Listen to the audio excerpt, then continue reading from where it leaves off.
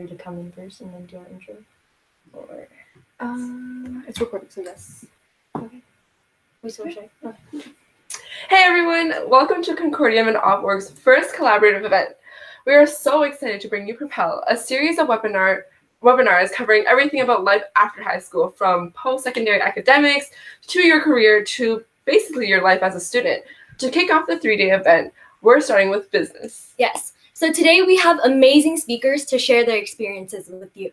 Nick Chen from Ivy Business School, Mahek Shah from Schulich School of Business, and Angela Tang from Queen Smith School of Business. So now we're going to start off with Nick. Hey guys, I'm Nick. My PowerPoint's not really working very well, so bear with me for the next couple minutes. But my name is Nick. I am actually from Markham. And I did my first 2 years of business school at the Dan Management School program at Western. And I'm really just here to talk to you guys about Ivy. Like, it's such a cool name, but what is Ivy? It's a great question that I asked myself in first year, second year, and currently still asking myself, but I'm gonna try to explain it my best to you guys. So kind of the culture at Ivy is where I like to start. Once you get into the program in third year, so it's a 2+2 program. I encourage you guys to take a look into that when you guys get the opportunity. But you're put into a section of 76 people. And what this means is you are living, eating, sleeping, breathing, and doing absolutely everything with them. You do all your cases, you spend 8 to 1 p.m. every single day with them. And you really build this culture around just playing hard and like working harder. So everyone's friendly, everyone's caring, and I kind of screwed that up, but work hard, play harder. And it's just one of the environments where you like to see everyone succeed. And my next slide is how to really get into Ivy. It's a great question. Again, I didn't get Ivy, but now that I am on the other side, I can tell you guys how to get into Ivy. It's really interesting. But the way you do it is simple. It's something called CARL, and it took me a couple years to figure this out, but you start with context. So what did you do? What was the context in which you were put in? You kind of want to give a background information of like, what does your organization do? What was your role? And then you kind of talk about action. Like, what was the problem that you were trying to solve? And then how did you solve that problem? Specifically you, not as a group, not as like an organization, but what did you do to actually bring and solve that problem? And then you talk about the result. So did you end up solving the problem? If so, what was the result? Like, did you see an increase in XYZ? Did you see a decrease in XYZ? You talk a little bit about that, and you want to make sure that this entire process is one that reads well. So you want to get as many eyes on it and make sure that there's no grammar errors or any of one of those. And finally, something that I like to add, and some people don't like to add, I don't really know, it's something that I want to give you guys the option, is what did you learn from the opportunity? What did you figure out? Did you learn that like leadership was harder? Did you learn that leadership was easy? What did you learn about from this entire experience? So kind of like the acronym that I like to use is CARL. I think it's pretty easy to remember, not gonna lie. But apart from that, I think that's just the structure that you wanna make sure that you're putting in all your 3 activities in, and even if you can put your other stuff, like your activities in, like just like bullet points. So I kind of want to take a look into what's a highlight in your application. There's 5 major things that they want you to highlight, which is the 3rd to 7th, 8th point, whatever it is. It's teamwork, initiative, achievement, commitment, and breadth. One that I struggled with was breadth. What does breadth mean? It's just essentially just saying that you have a wide diversity of experiences. Not all of your experiences are in one bucket, whether that be sciences, sports, business, entrepreneurship, whatever. You want to make sure that you're a well-rounded individual. The link that I put below is the HBA brochure. So on that slide, you'll see 5 leadership dimensions in a way. So it's like taking actions, setting priorities. You want to make sure that kind of the way that I approached it was every single one of your activities highlighted a specific point. So say I was a ski instructor. I wanted to highlight my achievement in skiing instructors. I don't know, being a ski instructor. And you want to make sure that when your friend reads it, when your mother reads it, when your father reads it, that they understand the same thing that you try to write. So if I tried to write that I was working really well with my friend over there, you want to make sure that they're getting the same message, that you're trying to highlight your teamwork. And that's just something that like a key insight into writing the application is make sure that people understand what you're trying to bring across, which I think is really important. Give me one sec. My next slide is about reminders. So like just basic reminders for any single application. Well, more specifically for Ivy, but grades and activities really do matter. I've been told by the admissions that they've rejected like 500 applicants who had a 98 average and above. Like, make sure that you're not just focusing on your grades, but have those extracurricular activities, whether that be entrepreneurship or volunteer or, I don't know, joining your local church or sports team or whatever it may be. Make sure that it's 50% of your application and know that. And you really want to highlight who you are. Just because your friend is writing this pretty little message about how awesome he did in a certain club, make sure that you know who you are and highlight that. Because at the end of the day, if you're just trying to be who you think you want to be, so is another 1,000 applicants. And you're not going to stand out compared to any of them who have a 97, 98, 99, 100 average. Right? So you want to make sure that you're being yourself and you're unique. And then make sure that you put your activities down before, and you make sure that your supervisors or whoever your reference is actually takes a look at what you wrote before you submit it. And the reason being is, I think the reason why I didn't get AEO is because one of my references actually didn't agree with what I put on there. So what I want to tell you guys is make sure that you guys tell your reference what you guys put on, send it to them like a week or 2 weeks before the application is due, and make sure that you're not missing anything or you're not exaggerating anything that they're not comfortable with accepting or like letting you write. So something like that is really important, because if there's any dings against you, you're pretty much out of the process, unfortunately. So for any application, I just wanted to touch on just like how to write an application. I don't think it's necessarily hard, but it is a skill. And you want to make sure that grammar and proofread, you want to make sure there's no grammar errors, because I had a lot of grammar errors in mine, and I think that's probably another reason why I didn't get in. Make sure that your sentences make sense. There's no like 4-line sentences that are going on. There's no, it's not very choppy. So you want to make sure everything flows really well. It reads like a story and not like a academic essay, because you want to make sure that you're highlighting who you are. And at the end of the day, I think one of the most important things, and a lot of people who don't enjoy the program that they come to, is because they came for the wrong reasons. They came for the fact that like prestige, or the fact that they think that Ivy is such a sexy school versus like Queen's Commerce, which is kind of even better, or whatever. Like, you want to make sure that you find a school that you enjoy personally, because at the end of the day, every one of your friends, not every one of your friends after graduation, but a lot of your friends from graduation, after graduation, and a lot of your kind of opportunities do come from university. So you want to make sure that you're making a decision that you are comfortable with, not to satisfy any one of your friends or anyone else. And at the end of the day, reevaluate why you're going to these schools. Make sure that all these schools are properly done. Yeah, and that's kind of who I am and what I do. If you guys have any questions or want to email me, if you give me a sec here, I'll be able to show it with you guys. My email is pretty simple: first name dot last name. First initial of my first name, last name dot hba2020@ivy.ca. Unfortunately, I won't be able to stay for your question and answering section. I have an interview in 5 minutes.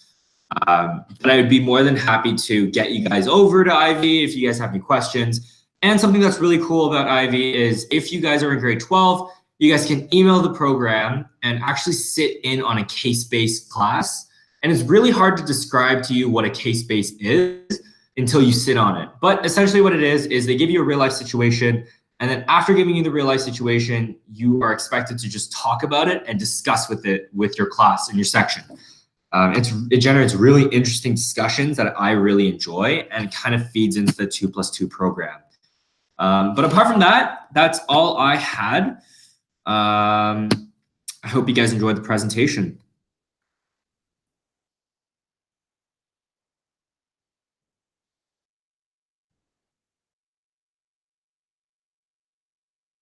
All right, thank you, Nick. That was a really great presentation. Now we're going to move on to Mehak.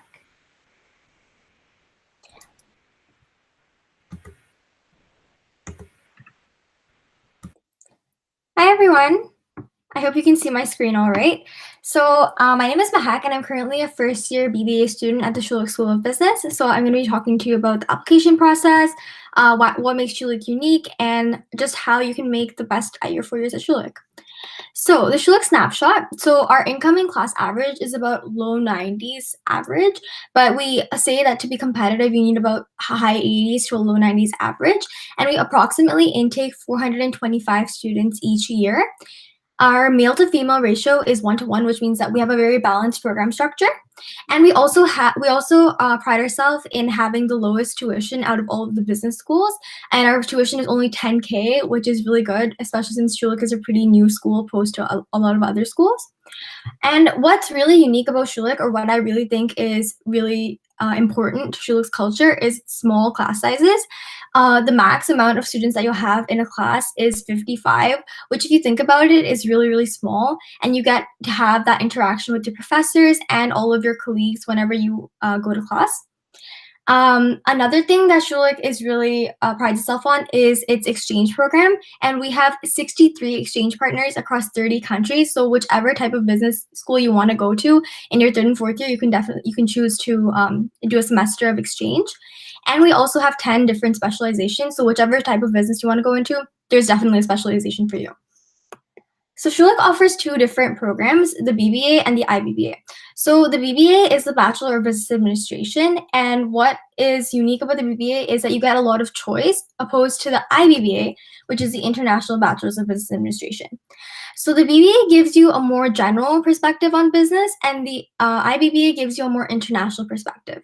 So what the difference between the 2 programs are that for IBBAs, you're required to go on exchange in your 3rd in order to graduate from the program. Whereas for BBAs, you are given the choice of if you want to go on exchange or not. You just have to apply separately. Another major difference is that IBBAs are required to do a language component for their program, and they're required to be at an advanced level of whichever language they choose in 1st year, and they'll be at an advanced level in 4th year. And one other key difference is that IBBAs have to take regionally focused courses. So what are regionally focused courses? It is really to help you make the most out of your time on exchange. So it is, you get to learn about the culture to support your language credit that you're already doing. And you learn a lot more about the world, except for just like really, really being encapsulated in business. As I said before, you can specialize in 2 areas, and Schulich offers 10 different specializations. So you can start specializing in 3rd year after you have 2 years of business experience and education to support your specialization. So from accounting to economics to strategic management and from responsible business, like we have it all. So whichever specialization you're looking into, you can definitely do it at Schulich. We also have something really unique, which is called the Certificate in International Management.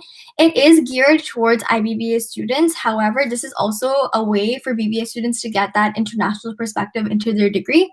And it's kind of designed to give all graduates a competitive advantage in seeking job opportunities, as it is giving you a more internationally focused perspective on business. As I said before, you can study abroad for Schulich, which is a really cool opportunity and a really good way to differentiate yourself when you're trying to apply for that job, or just to give you a really cool experience. I've talked to a lot of people about their experiences on exchange, and I think it is the best experience you'll have in your undergraduate, like during your program. And I've heard that they've learned so much from just going on exchange, and they've got to apply all of their business skills just in that 1 semester abroad. So which I think is a really cool opportunity.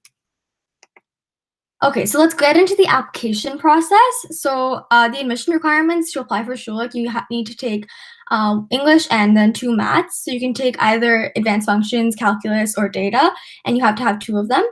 you have to have a minimum of 70% in the required courses, and you need to have a high 80s to low 90s average to be competitive for the program.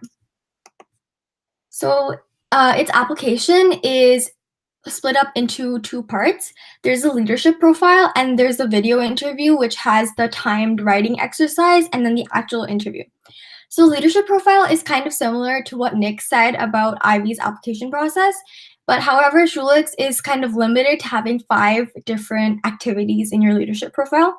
So you want to really emphasize the activities in which you learned the most and in which you did the most. So you'll have a section where you have to give a reference and the time that you were engaged in this activity, and you need to have a short description. But it's a very short description, so you need to ensure that what you're writing is really emphasizing what you did and what you learned. It's really important.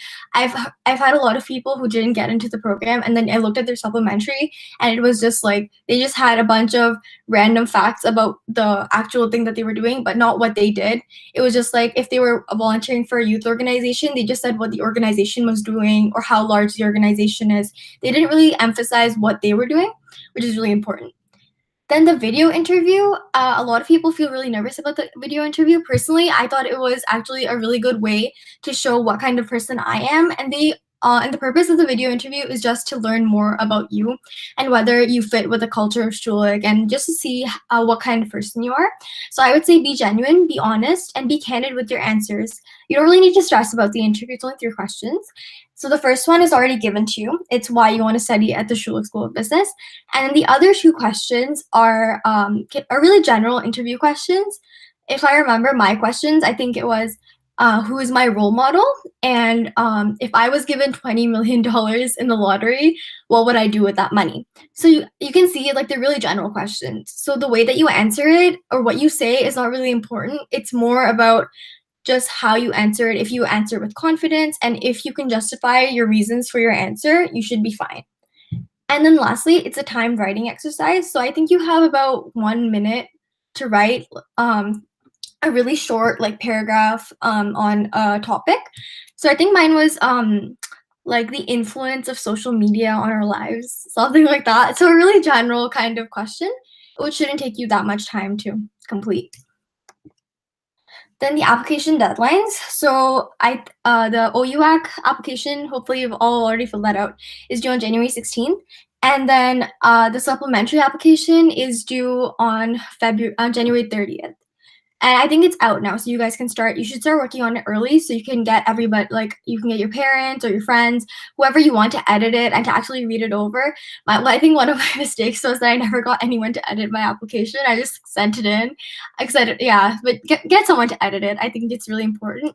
And ensure that, like again, Nick said, make sure that your references know that you're referencing them, because sometimes you think that you've done more than what you've actually done, and it's really important for what you write is verifiable and that you're being honest with your answers, because again, if you don't want to be put in that spot that your reference doesn't actually accept what you've written in your application.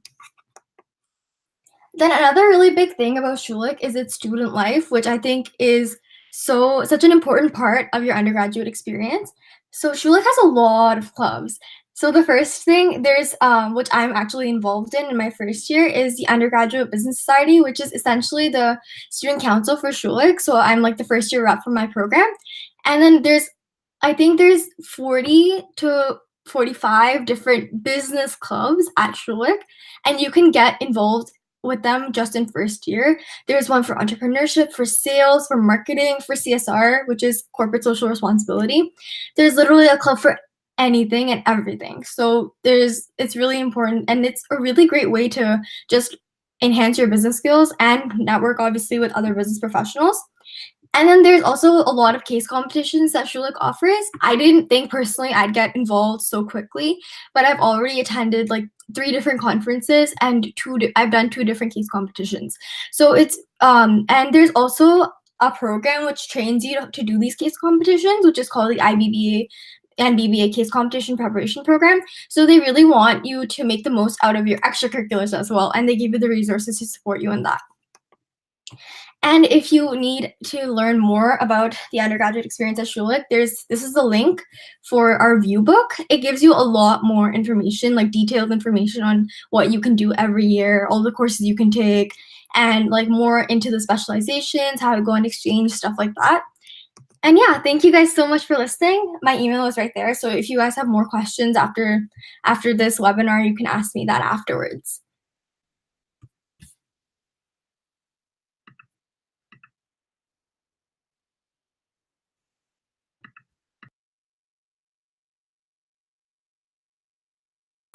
All right, thank you so much, Mehek. Now we're moving on to some questions. So I'm not sure, Mehek, do you still have your the live questions available? Yeah, 1 second. I'll open it up. Okay, that's cool. How's the racial ethnic diversity? Is that the question that you're talking about? Hello? Yep. Any of the questions that you see. Okay, so I'll say that there's a lot of different people at Schulich. Like some people say that it's like really like concentrated of like one specific culture, but I don't really think it's that. Like I've met a lot of really diverse people here at Schulich, and like I've only been here for like 4 months, so I think we're really diverse in that sense. Then another question. Can you go on exchange with just your BBA? Yes, you can. There is this like misconception that you can't go on exchange, but you definitely can go on exchange with your BBA degree. All you have to do is that you have to submit an external application in your 3rd or 4th year whenever you want to go on exchange. And it's a really simple application. It's just that IBBAs are required to go on exchange, whereas we're not required to go on exchange. It's like more of a choice. What kinds of people should you get to edit? I think you can get anyone to edit. Like, it doesn't matter. It can be your friend, it can be your parents, like anyone you should get to edit. I can edit your application if you want to send me an email. I'd be happy to edit, but it's just mainly to see that the message that you're trying to get across, like it's getting across effectively, and that like people aren't confused about what you did. And again, grammatical errors and things like that, just the small things that you might not be able to pick up on. And sometimes people doing that because they may be applying for the same program. Well, you can get some upper years if you know any people already in that program, or just anyone in university. They'd be happy to edit your application. And then your parents are obviously not competing with you, so get them to edit it. I'm pretty sure they'd be happy to do that. Which activities are going to stand out the most? How do you differentiate? Well, even if there are a lot of general activities that people do, like I think almost everybody who applies to business schools say that they've done DECA. But what you learned from DECA might be very different than what your peer learned from DECA. So it's really different. What you can differentiate is what you learned instead of like what you just did, like, oh, I placed like 3rd place at provincials or whatever. You don't have to say it like that. You can say that as a measurable kind of way to represent what you did, but then it's more important like what you learned from it afterwards. So that's how you can differentiate. And is it competitive to go on exchange if you're not in the IBBA program? It's not really that competitive. Like if you really want to go on exchange, you should be able to do that. And if there's like Schulich also has the CDC, which is a career development center. So I've heard some people haven't really gotten the opportunity to go on exchange, but then they do help you get different opportunities where you can go abroad and stuff like that. So if you don't get exchange, they can still partner you up with the schools that they're already connected to. So it's not that difficult. I think you should be fine. I think that's all of the questions on the live chat. All right, thank you so much, Mehek. Now we're going to be moving on to Angelina. Okay, cool. Hey guys. So I'm Angelina. I currently go to Queen's Commerce, and I'm originally from Toronto. That's just a little slide about me. So what's life at Queen's? Well, one thing that really actually drew me to the program was the class size. So I know Mehek mentioned that Schulich had 40 people in their classes, and that's extremely small and awesome. Queens actually has 80, which I still consider to be a pretty small class. One thing that I really liked about the program is that a lot of assignments are group-based, they're team-based, which I think mimics real life a lot, since you're not going to always be working by yourself when you're working in a large corporation or anywhere really. Every year they generally accept around 475 students. This year I believe they accepted 506 just because it was a lot more competitive. The acceptance rate, and please don't let this deter you from applying because it's just really a statistic. The acceptance rate is, I believe, around 5 or 6%. However, just put your best foot forward, and I'm sure that all of you will do super well. And another thing that I really like about the program is the strong alumni network that it has, because everyone who's at the school is very proud to be at the school.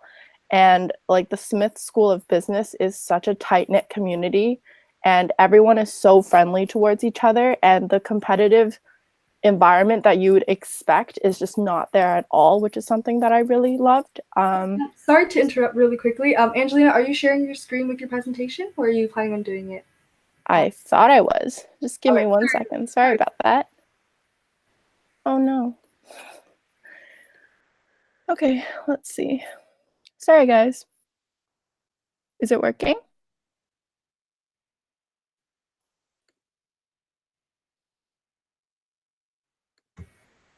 Angelina, would you like to just try to hop off of call and hop back on? I think Sure.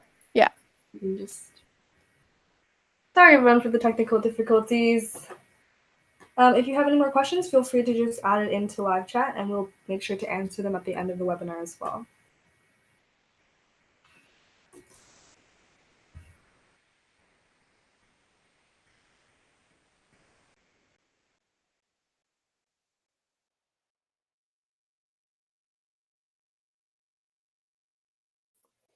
Okay. Hey, guys. Sorry about that.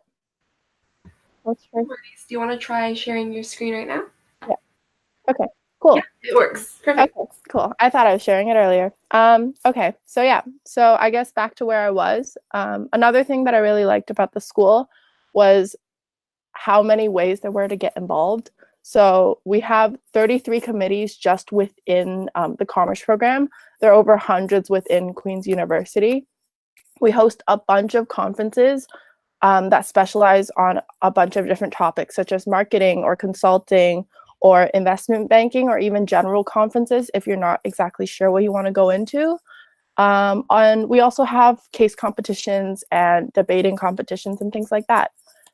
So weekly life for me is I have 15 hours of classes per week. I roughly do around an hour of work for each class every day. So that's 15 hours of homework. And on top of that, we also have group meetings and just group studying. And I would say that weekly, I probably do around 3 hours of work for the clubs I'm involved in. If you want to know more about what clubs I'm involved in, I guess you can ask me later and I'll feel free, I'll definitely answer those.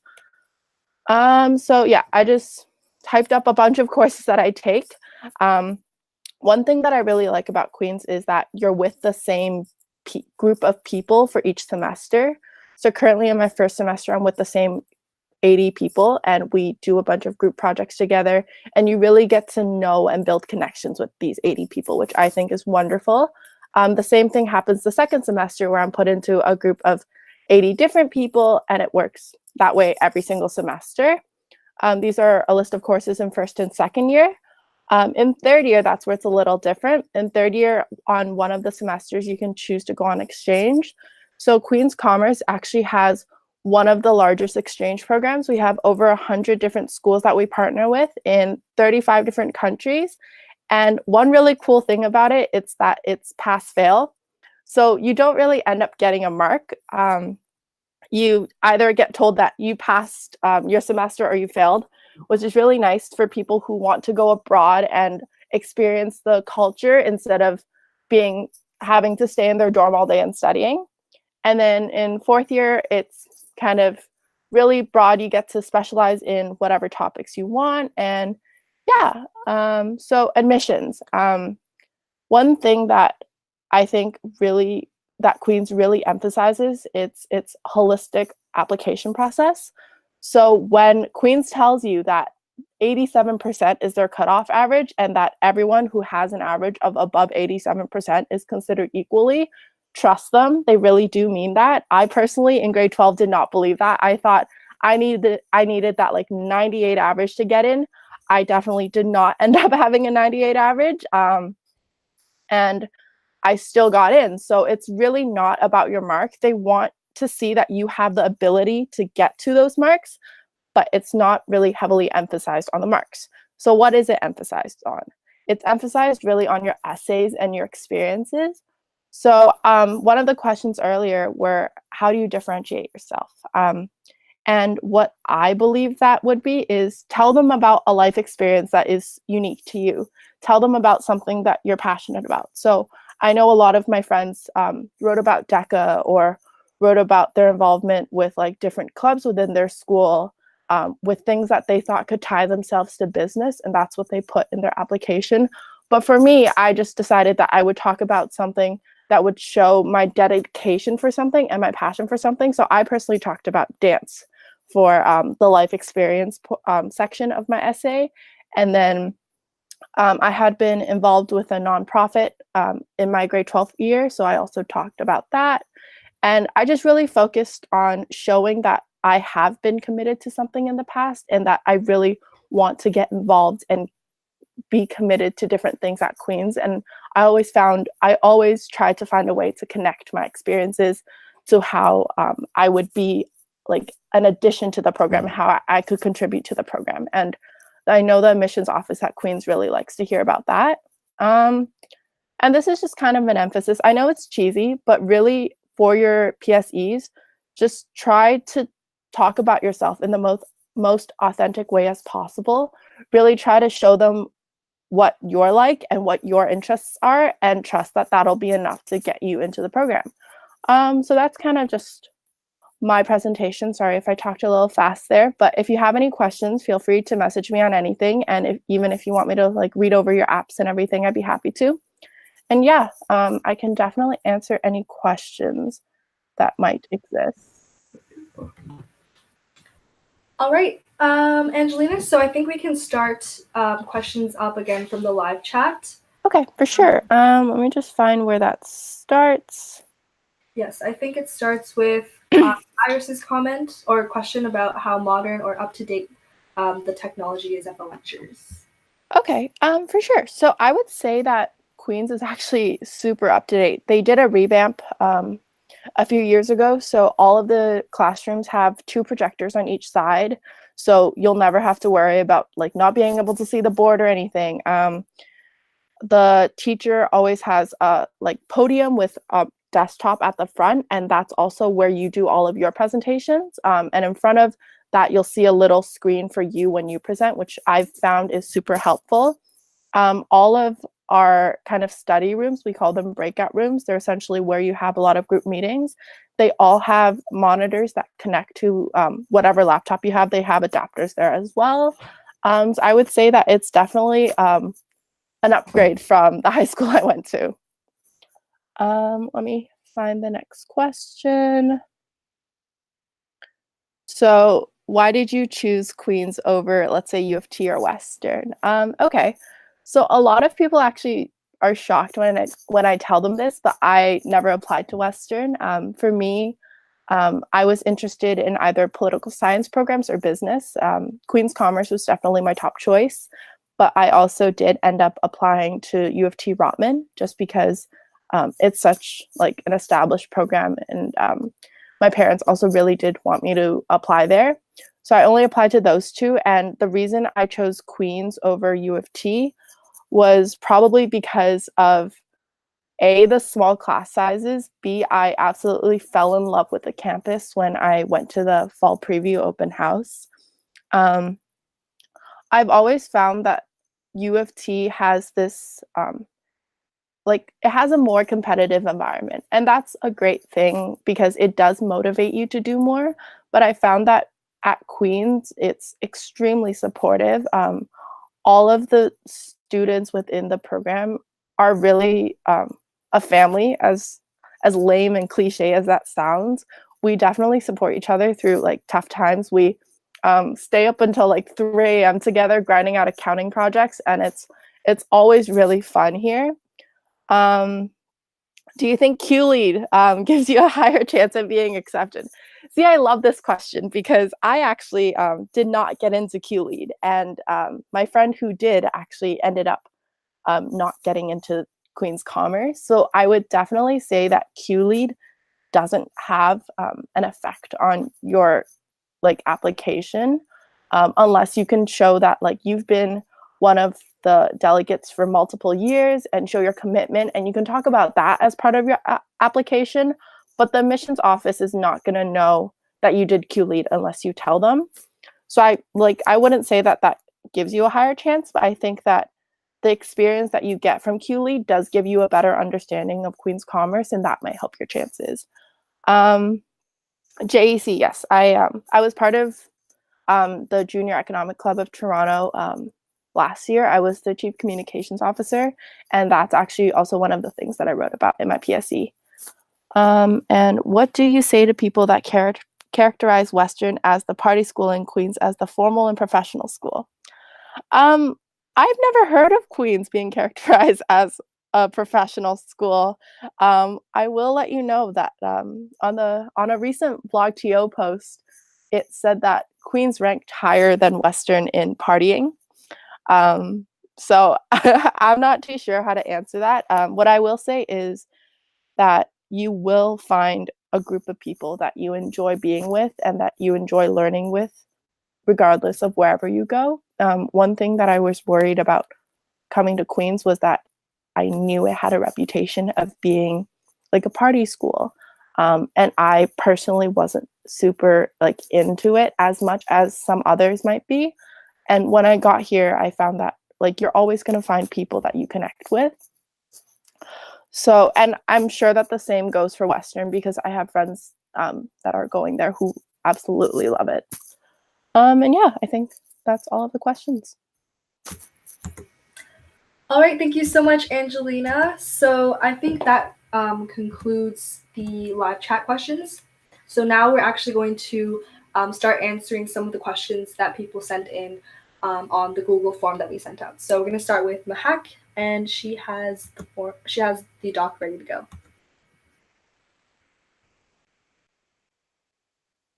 Okay, so do you want me to just pick and choose which questions to answer? Yeah, go for it. Okay. So I'll see. Okay, a general question. What extracurriculars and volunteer activities did you participate in high school? How do they compare to what you're doing now in university? Okay, so when I was in grade 11 and grade 12, I got really involved in just everything that I could. Like I was doing I was trying to balance like my passions with what I actually wanted to do. So I was doing DECA, I was doing like I dance outside of school and inside of school, so I was doing that. I was volunteering at a hospital. I was president of a cultural club at my school. I was also part of like my like TDSB super council, so I was helping out with that. And I was also a part of a youth organization called the FCSS FESC, and I helped them out with that. I was an ambassador for that. So what I'll say is that it doesn't, like, I thought that I had to be involved in everything when I was in high school. I was like, okay, I have to do this and this and this. And I kind of like overloaded myself with a lot of the stuff that I was doing. And then afterwards, if I look back, then like not everything was that necessary to do. But what I'll say is that take time out for things that you're actually passionate about. Like I think if I hadn't done dance outside of school, like I wouldn't have felt like, just do things that make you happy. Like don't just do them because it'll look good on your university application. Like do things that'll make you happy and that you can actually progress in, and that you're gonna work hard to actually make it meaningful to you. And that's what'll like kind of transition into your university kind of life, because what you've done and you've been really passionate about it, like the skills that you've learned, you're gonna apply them somewhere. Like even if I was dancing, then I learned how to dance with a team, like I choreographed for a team, so then I learned a lot of teamwork and how to work with others, which is really like it's directly applicable. And then when I was president of a club, that demonstrates leadership and things like that. So just try to pick and choose what you want to do. don't jump on every opportunity that comes your way because you won't be able to handle that. But if you can, honestly, kudos to you. But yeah. Another question. Okay. What type of career are you looking for after an undergraduate degree in business? Okay, so I'm still like unsure of what I want to do exactly, but I think I'm interested in doing a law degree after business or going into consulting. So why I wanted to do law was because I've done like a bunch of law like competitions before, and I was just really interested in the idea of making social impact and like kind of getting innocent people justice. So that was why I was interested in law, and I thought that business would be a good route to take before I started my law degree. And also just because I was really generally interested in business. But like now, so that I'm in first year, I've talked to a lot of upper years about what they're going into, and I've learned that there's so much more to business than I didn't know before. Like I didn't know that there was like more industries out there except for like the conventional finance and accounting industries. Like there's this so the consulting industry is something that I'm also very interested in. Essentially, what consultants do, for those of you that don't know, they try to basically help organizations and businesses with their business problems and help them solve it and basically give them strategies to solve that. So I think it's really cool how you get to work with a lot of different industries while being in one consultancy firm, and you get to use all of your business knowledge to solve a problem, which I think is really cool.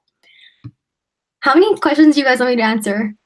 All right, so actually, we were hoping that you guys could also alternate. So, Angelina, are you okay to take the next couple questions?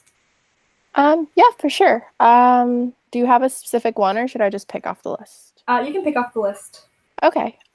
So probably one of my favorites is, do you need to have a 90+ average to get into the top business programs?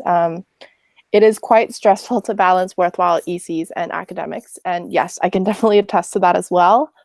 Right off the bat, I'd say no, you don't need a 90+ average to get into a business program. You need to have the good balance of academics and extracurriculars, but a good academic standing does not necessarily mean a 98. And when Nick was here, he said that IB has rejected a lot of people with a 98 average, and I can say that Queen's Commerce has done the same. So what I mentioned earlier in my presentation was that after you meet the cutoff for Queen's Commerce, so an 87%, you're considered equally with every other applicant who has an 87 average or higher. So I would really say to focus on having important extracurriculars that mean something to you, and don't overwhelm yourself with stuff. So I went into high school with the mindset of like, I need to do everything and I need to do everything well.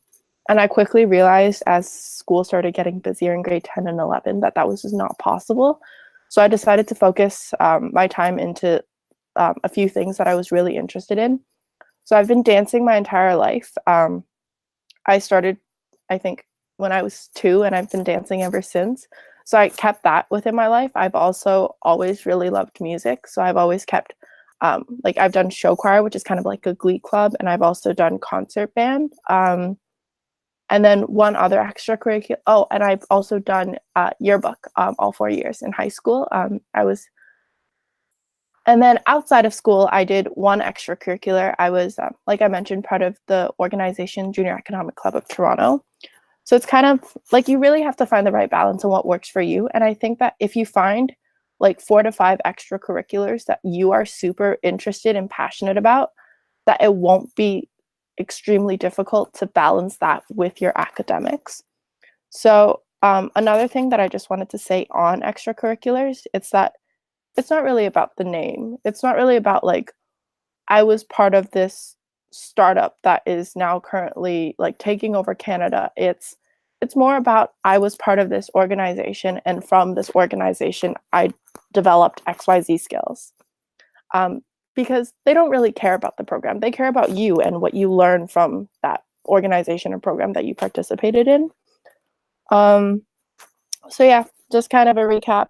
No, you definitely don't need a 90+ average. I think I hit like a 91, and I think that the incoming class average for my year was around like an 89, 90.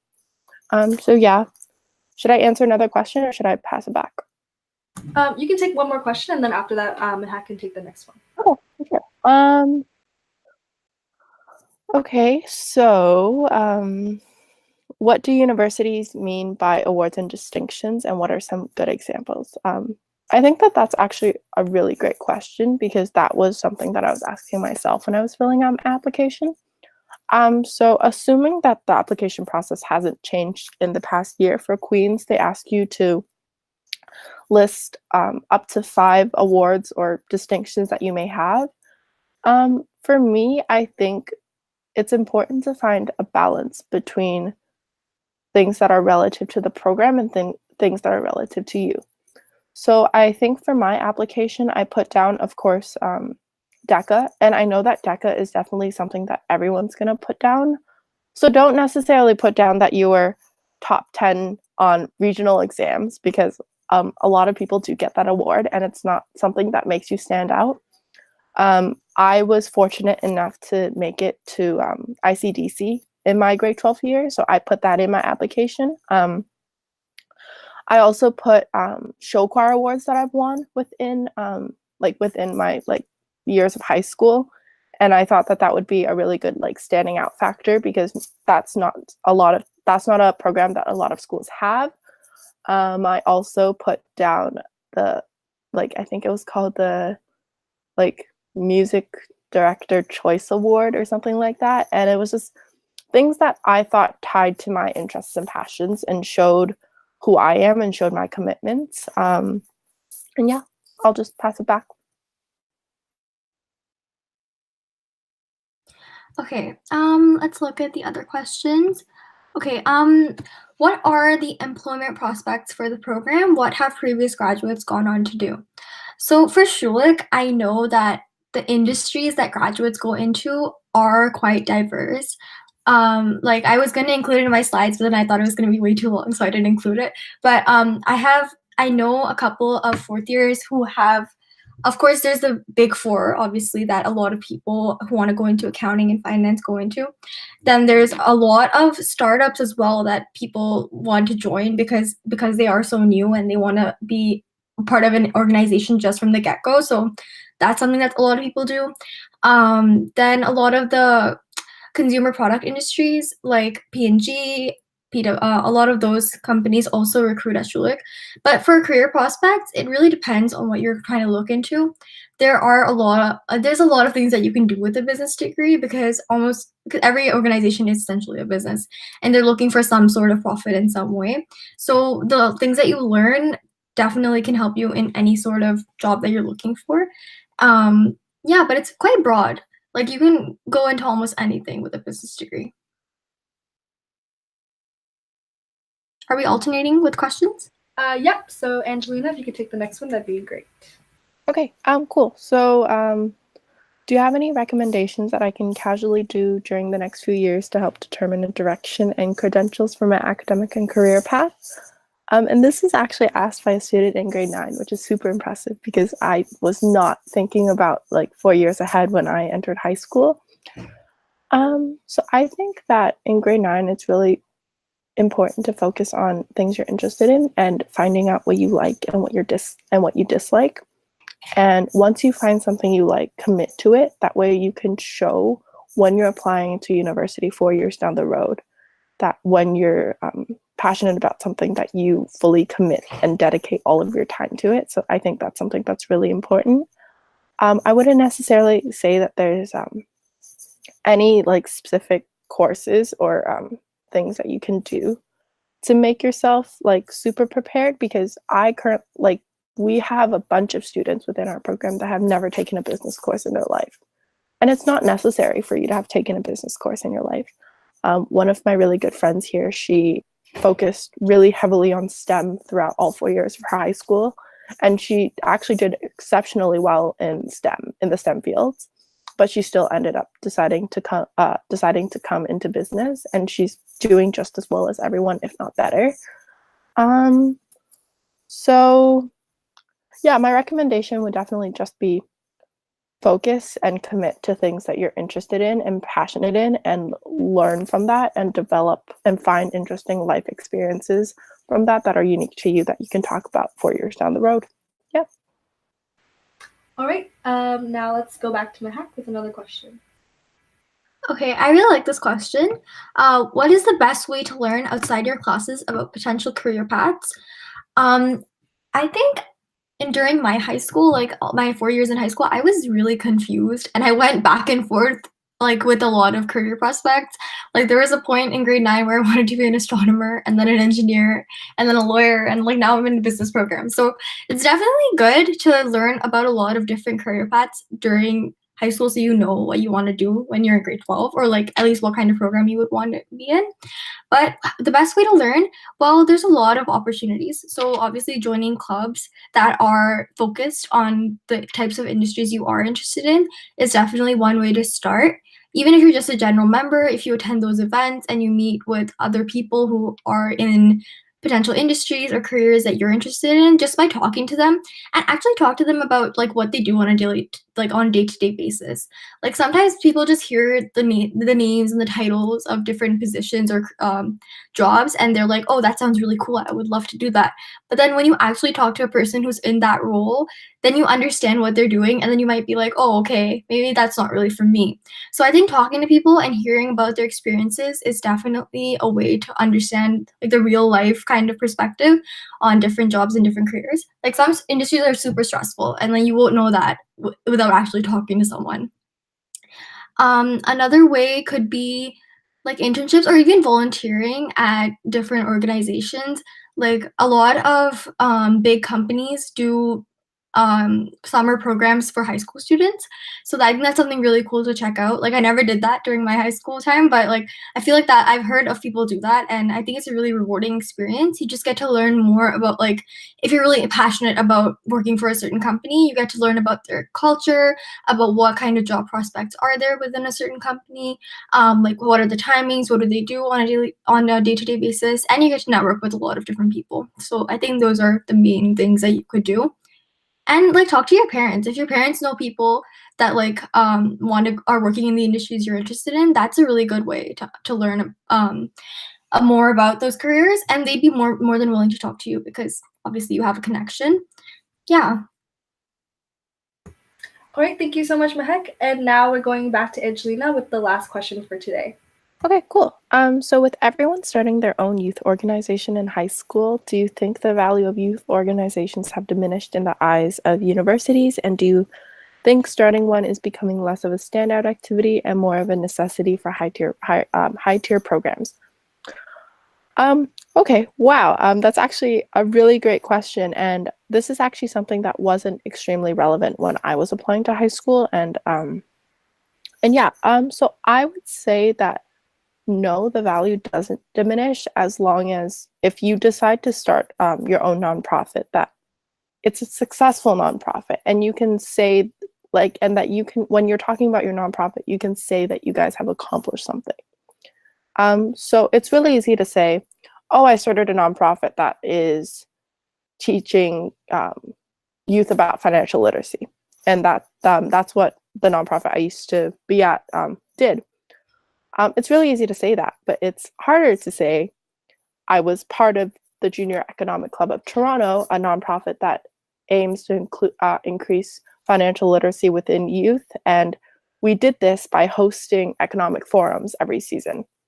So that would be something that universities would really like. And like, I wouldn't say that that means that you have to start your own. You can definitely join one of the ones that are like the ones that exist, because I would say that within Toronto, I guess not really the market, but the market for high school nonprofits is very saturated. You'll definitely be able to find a nonprofit that fits your passions and your interests. So first look to see if one exists, and if not, start your own. And if you do decide to start your own, make sure that you accomplish something before you talk about it. Yeah, that's kind of my answer to that question. All right, thank you so much, Angelina. Before we end, we actually noticed that there are a couple more questions in the live chat. So if we could just answer those, and then we can wrap up. Mahak, would you like to take the first one and then Angelina the next? Yeah, sure. Okay, let me just look at the live chat. Do you think doing things like DECA and stuff transfers over to actually studying business in university?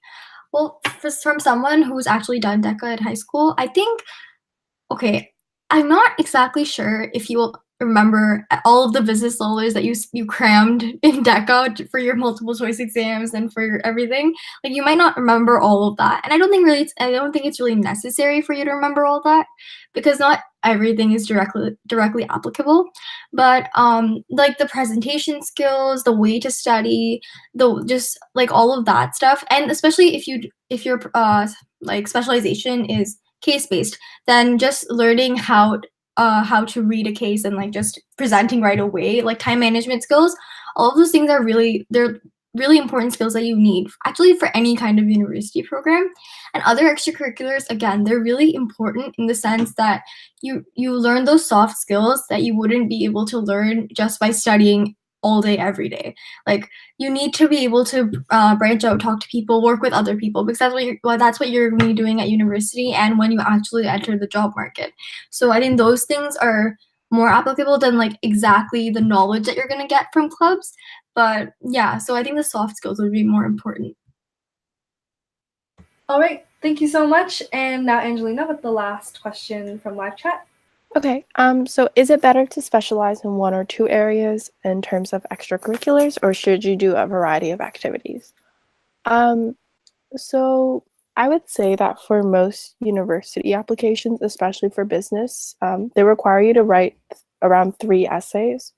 So I would say have around 3 extracurriculars that you're super passionate about, because there's really no point in doing 8 things and spreading yourself so thin that you can't really focus on anything if you're not even going to be able to talk about all of those 8 things, right? So I think what I've mentioned a few times now is commit yourself to like 3 or 4 things that you're super passionate about, and show that universities really like when you tell them that you've been involved with an organization for a super long time. So again, I talked about dance and how I've been dancing for the past like 16, 17 years. And then I talked about how dance allowed me to focus on always trying to be better than I was before instead of comparing myself to others.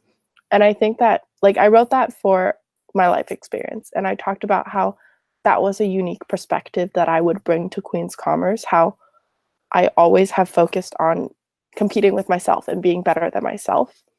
So I guess the answer is yes, definitely have a focus. I would recommend you probably focus on around 3 to 4 extracurriculars that you can talk about. Yeah. Okay, great. Thank you for that. All right, so thank you so much, Angelina, for answering.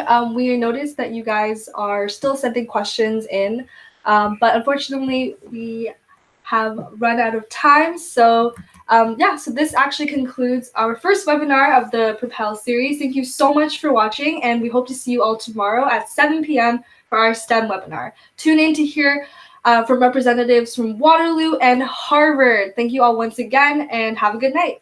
Bye. Bye.